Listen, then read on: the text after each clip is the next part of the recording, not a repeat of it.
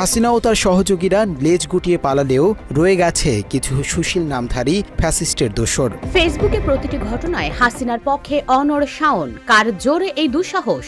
নেপথ্যে কি পুরনো সিন্ডিকেট? দেশে ঘটে গেছে এক বিশাল গণঅভ্যুত্থান, পালিয়েছে স্বৈরাচার, পতন হয়েছে ফ্যাসিবাদী সরকারের। কিন্তু বিস্ময়কর হলেও সত্য, দেশে অবস্থান করেই সেই পলাতক শেখ হাসিনার পক্ষে প্রতিনিয়ত সাফাই গেয়ে যাচ্ছেন নন্দিত কথাসাহিত্যিক হুমায়ুন আহমেদের স্ত্রী মেহের আফরোজ শাওন।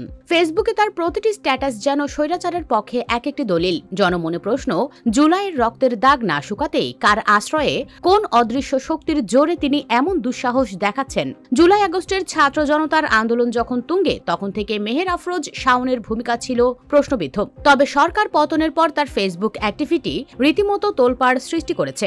অভিযোগ উঠেছে, দেশের যে কোনো ঘটনা হোক বা মব জাস্টিস কিংবা বর্তমান অন্তর্বর্তীকালীন সরকারের কোনো পদক্ষেপ, শাওন প্রতিটি ইস্যুকে পুঁজি করে পরোক্ষভাবে শেখ হাসিনার আমলের গুণগান গাইছেন। নেটিজেনদের দাবি, শাওন তার ফেসবুক ওয়ালে এমনভাবে পোস্ট এবং কমেন্ট করছেন যেন তিনি প্রমাণ করতে চান বিগত ফ্যাসিস্ট সরকারই দেশের জন্য শ্রেয় ছিল। শহীদদের রক্তের প্রতি শ্রদ্ধা না জানিয়ে বরং তিনি ব্যস্ত পলাতক নেত্রীর ইমেজ রক্ষায়। তার সাম্প্রতিক পোস্টগুলোতে তিনি সুকৌশলে বোঝাতে চাইছেন, শেখ হাসিনার বিদায় দেশের জন্য ভুল সিদ্ধান্ত ছিল। প্রশ্ন উঠছে, বাংলাদেশে বসে গণমানুষের বিপক্ষে অবস্থান নেওয়ার সাহস তিনি পাচ্ছেন কোথায়? অনুসন্ধানে উঠে আসছে চাঞ্চল্যকর তথ্য। বিশ্লেষকরা মনে করছেন, বিগত 15 বছরে সংস্কৃতি অঙ্গনে গড়ে ওঠা আওয়ামী সিন্ডিকেট বা অদৃশ্য মাফিয়া চক্র এখনো সক্রিয়। শাওন সেই চক্রের অন্যতম সুবিধাভোগী হিসেবে পরিচিত।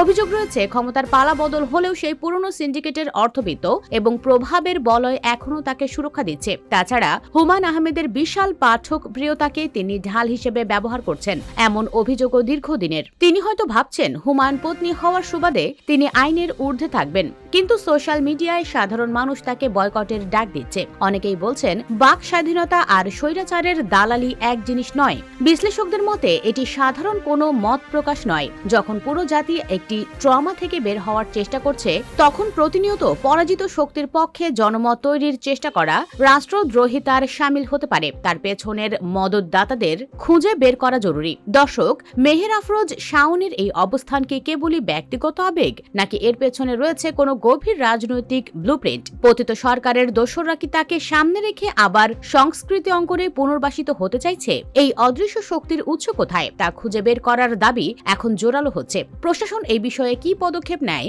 সেটাই এখন দেখার বিষয়।